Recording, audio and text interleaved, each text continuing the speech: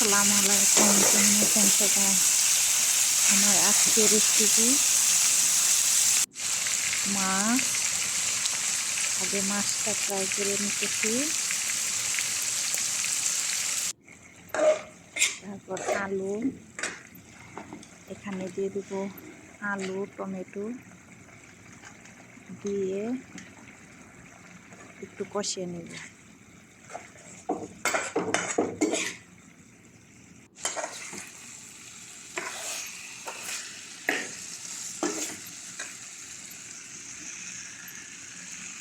অনেক কিছু রান্না করছি আজকে। এটা খাসির পা, ভাত।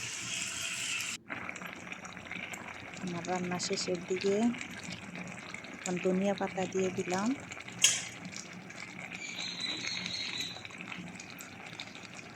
আমার ধনিয়া পাতা ছাড়া আবার ভালো লাগে না, যে কোনো তরকারিতে ধনিয়া পাতা দিতে হবে, ঘ্রাণটা অনেক ভালো লাগে।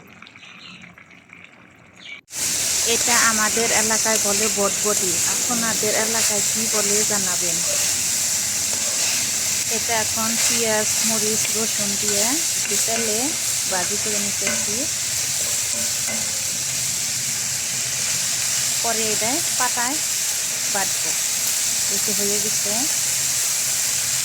সিদ্ধ হয়েছে। এখন পাতা কেটে নিয়ে বাটবো। শুকনা মরিচ ভেজেছি আলাদা,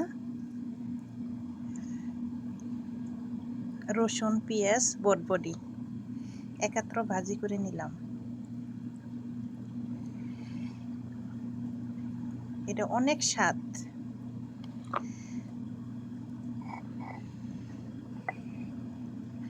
খাইতে অনেক স্বাদ লাগে।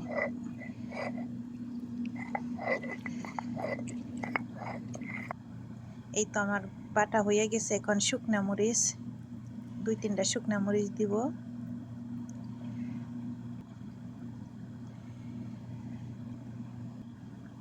এই তো আমার শেষ হয়ে গেছে। কে কে খাবেন আসেন।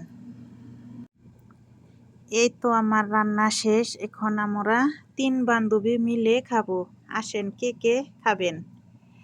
এটা হলো খাসির গোশ, এটা হলো বটবটির, এটা হলো সবজি, আর ভাতও রান্না করছে অনেকগুলা। আসেন, কে কে খাবেন।